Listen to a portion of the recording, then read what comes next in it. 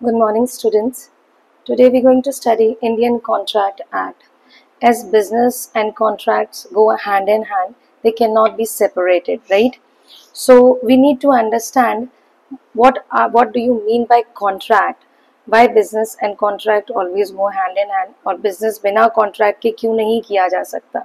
Contract अगर हम बोलते हैं कि हमने किसी के साथ कॉन्ट्रैक्ट किया है, उससे हमें खुद को ही समझ में आता है कि आप किसी के साथ बाइंडेड हैं, बंधे हुए हैं। वो बंधे हुए क्यों हैं?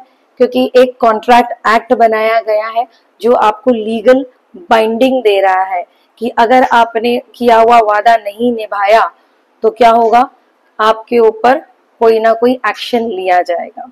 तो यही समझाता है हमको इंडियन कॉन्ट्रैक्ट एक्ट, जो कि एनफोर्स किया गया था, जो कि बनाया गया था, जो कि एग्जिस्टेंस में आया गया था।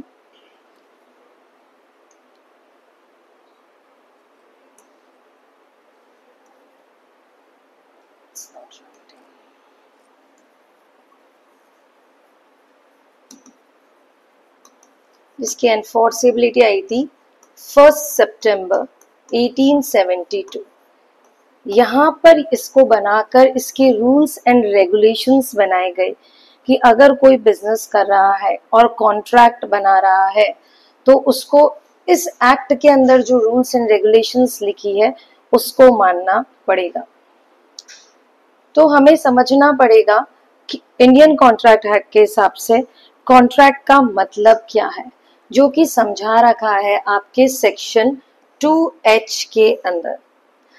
2H of the Act says all agreements are an agreement enforceable by law is contract।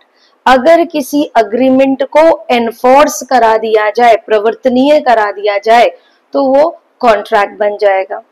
यहाँ पे दो शब्द आते हैं, अग्रीमेंट एंड एनफोर्सिएबल। एनफोर्सिएबल मतलब टू ब्रिंग इनटू एक्शन।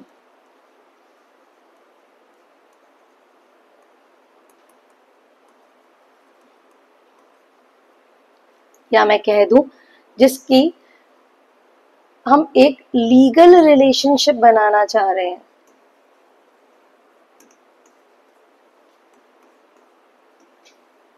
उसको कहते हैं हम एनफोर्सिएबल बाय लॉ।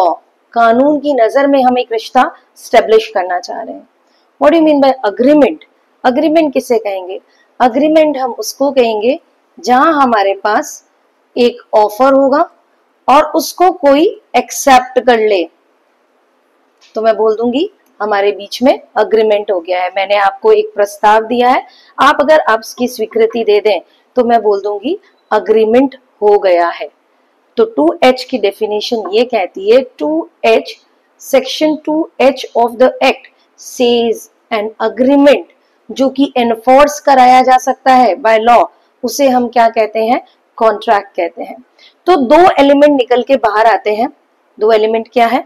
सबसे पहले कि कॉन्ट्रैक्ट एक अग्रीमेंट है, यानी ऑफर किया गया है और उसे स्वीकार किया गया है।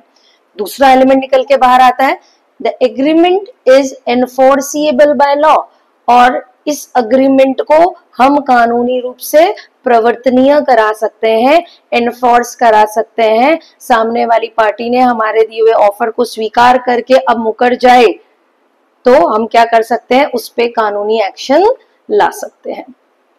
हेंस क्या कहते हैं हम? हेंस क्या निकल के बाहर आया? डेफिनेशन का मेन पार्ट आया कि कॉन्ट्रैक्ट का क्या मतलब है।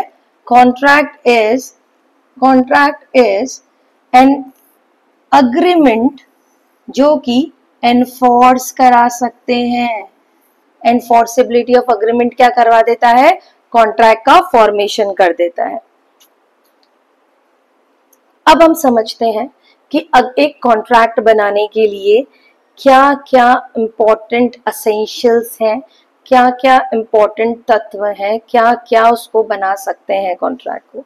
उसमें हम सबसे पहले समझेंगे, सेक्शन 10 के अंदर बता रखा है कि अगर आपको वैलिड कॉन्ट्रैक्ट बनाना है तो उस कॉन्ट्रैक्ट में क्या क्या अवेलेबल होना चाहिए, या हम उस अनुबंध के अंदर क्या क्या विशेषताएं ढूंढेंगे। सबसे पहली इसमें चीज ढूंढेंगे प्लूरालिटी ऑफ पार्टी, प्लूरल एक से अधिक, मोर देन वन,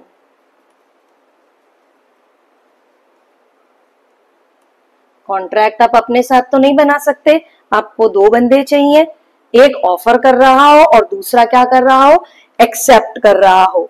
हमेशा कॉन्ट्रैक्ट बनाने के लिए रिक्वायरमेंट रहेगी दो या दो से ज्यादा पर्सन की। नेक्स्ट, अग्रीमेंट होना चाहिए, अभी समझाया है, प्रस्ताव होना चाहिए प्लस स्वीकृति होनी चाहिए, तो क्या बन जाता है, ठहराव बन जाता है, एक्सेप्टेंस अग्रीमेंट बनाएगी। ऑफर होगा उसका एक्सेप्टेंस होगा, प्रपोजल होगा उसका एक्सेप्टेंस होगा, तो क्या बन जाएगा, अग्रीमेंट बन जाएगा। ये दूसरा पड़ाव है एसेंशियल्स ऑफ कॉन्ट्रैक्ट होने का। तीसरा पॉइंट कहता है कि आपका इंटेंशन होना चाहिए लीगल रिलेशनशिप क्रिएट करने का। ये बड़ा ही इंपॉर्टेंट पॉइंट है, इसको थोड़ा आराम से समझिएगा कि आपका इंटेंशन था, आपका इंटेंशन क्या था, आप मेरे और आपके बीच में क्या बनाना चाहते हो, एक लीगल रिलेशनशिप बनाना चाहते हो। कैसे बनेगा, इससे पहले हमें टाइप ऑफ अग्रीमेंट समझना पड़ेगा। हमें क्या समझना पड़ेगा, टाइप ऑफ अग्रीमेंट समझना पड़ेगा। अग्रीमेंट के टाइप्स क्या है, देखिए सबसे पहले मोटा मोटी तीन टाइप्स है। एक है सोशल अग्रीमेंट, एक है हमारा डोमेस्टिक अग्रीमेंट और तीसरा हमारा है कमर्शियल अग्रीमेंट। तीनों ही एग्जाम्पल से आपको समझाती हूँ। सोशल अग्रीमेंट कैसा है, सोशल अग्रीमेंट फॉर एग्जाम्पल मैंने आज आपको डिनर पे बुलाया है और डिनर पे मैंने आपके लिए बहुत सारे ही पकवान बनाए हैं, पर किसी कारणवश आप आज उस डिनर पे प्रॉमिस करने के बाद, मैंने आपको ऑफर किया, आपने स्वीकार किया हाँ हम डिनर पे आ जाएंगे, पर किसी कारणवश आप नहीं आ पाते हो और मेरा तो खर्चा भी हो चुका है उसके ऊपर, आपके डिनर के ऊपर, और आप आए नहीं, तो मैं क्या आप पे केस करूंगी, नहीं, मैं आप पे केस नहीं कर पाऊंगी। क्यों, क्योंकि वो अग्रीमेंट किस तरीके का था, वो सोशल अग्रीमेंट का था। मेरा कहीं भी इंटेंशन आपको आपके साथ कहीं भी लीगल रिलेशनशिप क्रिएट करने का नहीं था। लीगल रिलेशनशिप कैसे पता चलेगी, क्या मैं आपको कुछ बदले में दे रही हूँ, क्या आप मुझे कुछ बदले में दे रहे हैं, नहीं, हमने एक सोशली अग्री किया है। सोशल अग्रीमेंट में प्रिज्यूम किया जाता है कि वहां पर कोई भी लीगल रिलेशनशिप फॉर्म करने का इंटेंशन हमारा नहीं है, तो मैं आप पे केस नहीं कर सकती हूँ। इस कॉन्ट्रैक्ट को या इस अग्रीमेंट को मैं कहूंगी मैं कानून में या कोर्ट में ले जाकर आपके ऊपर कोई केस नहीं कर पाऊंगी। फिर रही बात डोमेस्टिक, इसका एग्जाम्पल समझने की कोशिश करिए कि आज अपने घर पे मम्मी ने अपन को प्रॉमिस किया है कि वो आपको एक गिफ्ट लाके देगी शाम को और आप उनका ये काम कर दीजिएगा, पर एज यूजुअल मम्मी वो गिफ्ट देना भूल गई, तो ये क्या है, आप उनपे केस करोगे, नहीं, आप उनपे केस नहीं कर पाओगे, क्योंकि मम्मी का कहीं इंटेंशन नहीं था कि आपके साथ कहीं लीगल बाइंडिंग में जाए, कहीं भी आपसे लीगल रिलेशनशिप को स्टैब्लिश करे। वो सिर्फ एक ऑफर था कि आपने अगर उनका ये काम कर दिया तो वो आपको ये गिफ्ट देंगी, पर आपको तो पता ही है ऐसे घर में कहीं डोमेस्टिक एग्रीमेंट्स होते रहते हैं और हम उन मुद्दों को कोर्ट में लेके नहीं जा सकते हैं। इसमें हमारा कोई इंटेंशन नहीं था लीगल रिलेशनशिप में जाने का। बट तीसरा एग्रीमेंट जो है वो है कमर्शियल एग्रीमेंट। जब अगर हम किसी के साथ व्यापार कर रहे हैं, जब हम किसी से किसी चीज को खरीदने या बेचने का प्रस्ताव रख के उसे स्वीकृति दे देते हैं, तो वो इंसान हम क्यों कर रहे हैं, वो हमारा इंटेंशन है लीगल रिलेशनशिप जाने का।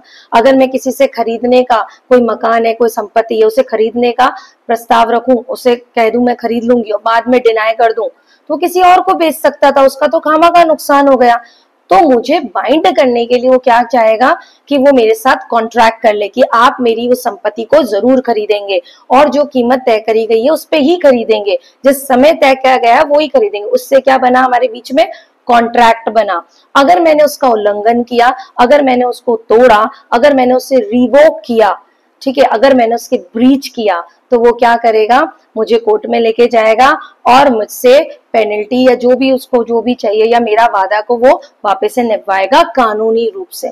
यहाँ हमें देखने को मिलता है कि हम दोनों ही एक लीगल रिलेशनशिप में जा रहे थे, जहां पे वो अपने कोई गुड्स, अपना माल मुझे बेच रहा था और उस माल को उसके बेचने पे मैं उसकी कीमत उसको चुका रही थी।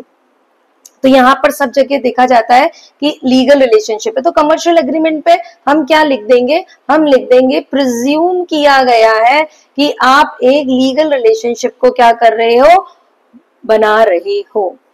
ठीक है, अगला जो इंपॉर्टेंट पॉइंट है वो है कॉन्ट्रैक्चुअल कैपेसिटी। कॉन्ट्रैक्चुअल कैपेसिटी मतलब आपको कॉन्ट्रैक्ट बनाने के लिए एक क्षमता होनी चाहिए आप में। क्या क्षमता होनी चाहिए कि आप सबसे पहले मेजर होने चाहिए। मेजर कौन होता है, यहाँ एक्ट कह रहा है जो भी 18 प्लस होगा, जिसकी एज 18 प्लस होगी, उसे मैं मेजर मानूंगा और साथ ही साथ मानूंगा कि ये क्षमता रखता है अनुबंध को बनाने के लिए, कॉन्ट्रैक्ट को फॉर्म करने के लिए। दूसरा कह रहा है, दूसरी जो चीज है वो है साउंड माइंड। जिसको कॉन्ट्रैक्ट बनाना है उसका दिमाग साउंड होना चाहिए, साउंड होना चाहिए, दिमागी रूप से वो स्वस्थ होना चाहिए। उसको भी कानून में कहा गया है कि इस बंदे के अगर दिमागी रूप से स्वस्थ है तो उसमें क्षमता है अनुबंध को बनाने की, कॉन्ट्रैक्ट की फॉर्मेशन करने की। तीसरा पॉइंट है disqualified.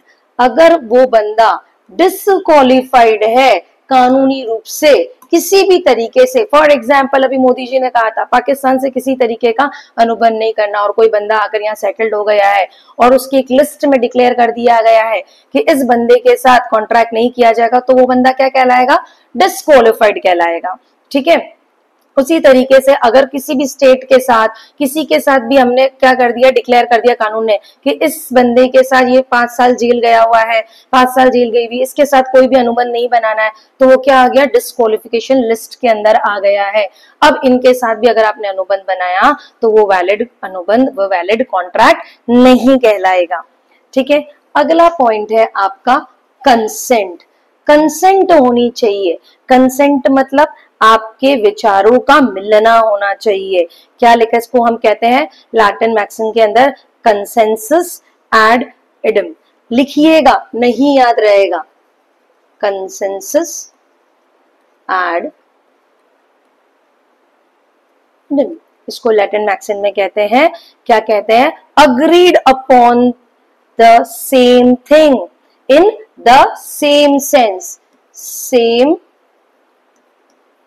Thing plus same sense. आप अग्री कर रहे हैं, पर कैसे अग्री कर रहे हैं, सेम सेंस के अंदर और सेम बात के ऊपर। इसका एक एग्जांपल देती हूं। मेरे पास 2 कार है। क्या, कितनी कारें हैं, 2 कारें हैं। एक है ब्लैक और एक है व्हाइट। मैंने सामने वाले बंदे को क्या कहा कि मैं कार बेचने की इच्छा रख रहा हूं, आपको ऑफर दे रहा हूं, मैं कार खरीद रहा हूं, पर कौन सी कार मेरे दिमाग में था कि मुझे ब्लैक कार खरीदनी है, पर सामने वाले को कौन सी कार खरीदनी थी, व्हाइट कार खरीदनी थी। तो इस कॉन्ट्रैक्ट का कुछ भी मतलब नहीं निकलेगा, क्योंकि हम अग्री तो कर रहे हैं पर सेम थिंग में और सेम सेंस में नहीं कर रहे हैं। हम दोनों के, क्योंकि क्लैरिफाई नहीं किया विच कार, ब्लैक कार और व्हाइट कार। हमको बेचनी ब्लैक कार है, सामने वाला क्या समझ रहा है, व्हाइट कार। सो ये तो पॉसिबल नहीं हो पाएगा, इसको कॉन्ट्रैक्ट में हमें कोई जगह नहीं मिलेगी, क्योंकि यहाँ पे कंसेंट क्लियर नहीं है। ठीक है, आपका विचारों का मिलना एक जगह पे नहीं हो पाया है, तो वैलिड कॉन्ट्रैक्ट में नहीं तब्दील होगा। आसान है। अगला आता है free consent. Consent and free consent. देखिए, फ्री मतलब क्या हो गया, फ्री कंसेंट मतलब कि आपने कंसेंट तो ले लिया, वो फ्री होनी चाहिए। किस चीज से फ्री होनी चाहिए, वो आपके कोरिजन से, आपके अनड्यू इन्फ्लुएंस से, फ्रॉड से, मिस रिप्रेजेंटेशन से और मिस्टेक से फ्री होनी चाहिए। क्या मतलब, आप किसी तरीके से उसको उत्पीड़ित करके, आप उत्पीड़नता द्वारा आप उससे स्वीकृति ना ले लें, आप उसके साथ कोई फ्रॉड, कोई छलाव, उसके साथ कोई अनुचित प्रभाव डालकर उसके ऊपर अपनी क्षमता का आप उससे हाँ नहीं करवा लें, तो उससे भी ये कॉन्ट्रैक्ट फ्री होना चाहिए। अदरवाइज ये कॉन्ट्रैक्ट क्या हो जाएगा, वॉइड। वॉइड मतलब गलत, और कॉन्ट्रैक्ट को वैलिडिटी नहीं मिलेगी। जब कॉन्ट्रैक्ट की वैलिडिटी चेक करेंगे तो हम कंसेंट तो चेक कर रही हैं, और ये कंसेंट फ्री है कि नहीं वो ध्यान रखना है। तो हमें कंसेंट किससे फ्री चाहिए, हमें कंसेंट चाहिए कोरिजन से फ्री चाहिए। इस पे किसी तरह का अनड्यू इन्फ्लुएंस नहीं डाला गया हो, इसको किसी मिसरिप्रेजेंटेशन से या किसी मिस्टेक द्वारा या किसी फ्रॉड द्वारा नहीं बनाया गया हो, किसी उत्पीड़नता द्वारा, किसी अनुचित प्रभाव द्वारा, किसी कपट द्वारा, मिथ्या वर्णन द्वारा आपने इस कॉन्ट्रैक्ट को नहीं बनाया। अगला पॉइंट है कंसीडरेशन। देखिए कंसीडरेशन मतलब क्या होता है, बदले में, आपको बदले में क्या मिल रहा है वो पता होना चाहिए। अगर किसी के बदले में आपको कुछ नहीं मिल रहा है तो वो क्या कहलाता है, वो तो गिफ्ट हुआ ना, उसमें तो कुछ भी एक्सचेंज नहीं हुआ। अगर मैं तो कहती हूँ 10 रुपए का पेन बेचना है पर आप मेरे स्टूडेंट हो, मैंने आपको 5 रुपए में बेचा है, पर 5 रुपए तो कंसिडरेशन लिया है ना आपसे। हाँ, ये बोल दिया कि 10 रुपए का पेन मैंने आपको 0 पैसे लिए हैं आपसे, तो हो सकता है कि मैम ये तो गिफ्ट हुआ, इसमें तो कोई कंसिडरेशन नहीं है। पर वैलिड कॉन्ट्रैक्ट बनाने के लिए आपको उस कॉन्ट्रैक्ट में कंसिडरेशन हो, चाहे मिनिमम कंसिडरेशन हो, वो मायने नहीं रखता है, पर कंसिडरेशन होना जरूरी है, प्रतिफल होना उसमें अनिवार्य है। अगला पॉइंट है आपका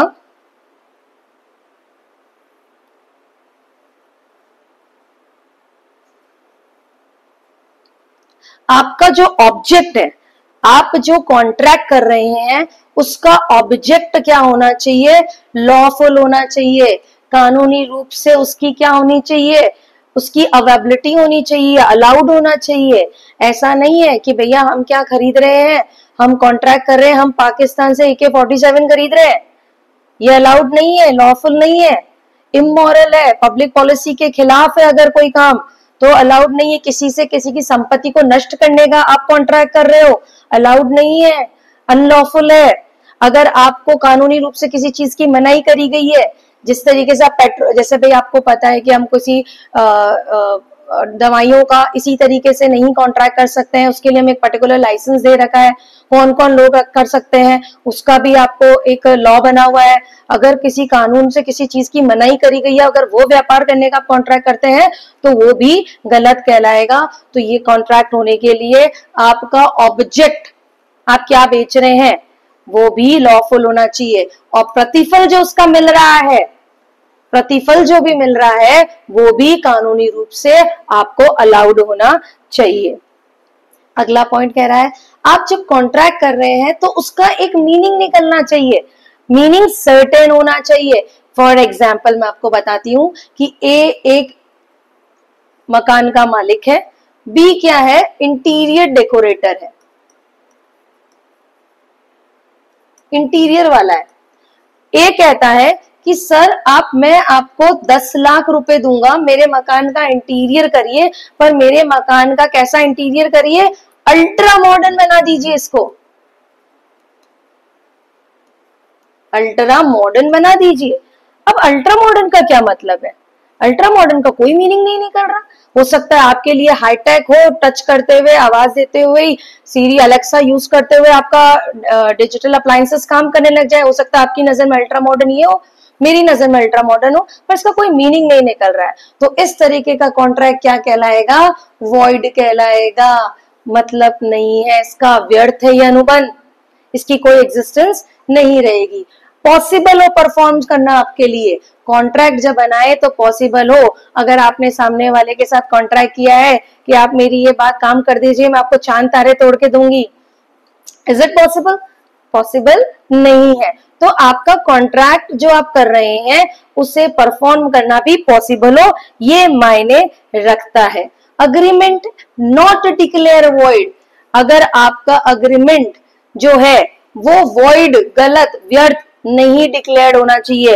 हो सकता है ना किसी किसी स्टेट के अंदर, जैसे पता है हमें, एक गुजरात एक स्टेट है जहां पर क्या है, वहां पर आपको बता रखा है कि इट्स अ ड्राई स्टेट, वहां पे आप किसी भी तरीके का अल्कोहल का बिजनेस नहीं कर सकते हैं। तो क्या कर रखा है, वहां के लिए डिक्लेयर कर रखा है वो जगह वहां पे वॉइड है।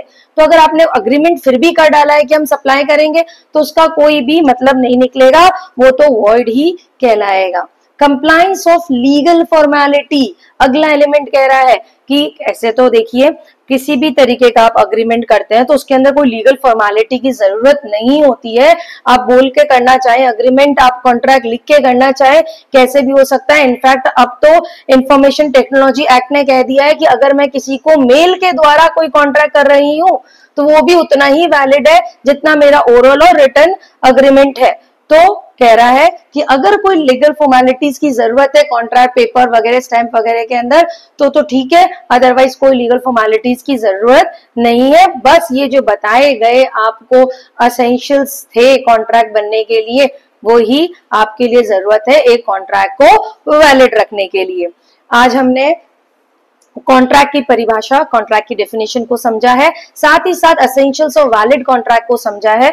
अगले पार्ट के अंदर हम इसको इसी पार्ट को हम आगे लेते हुए चलेंगे और आगे समझेंगे। आज के लिए धन्यवाद। Thank you so much.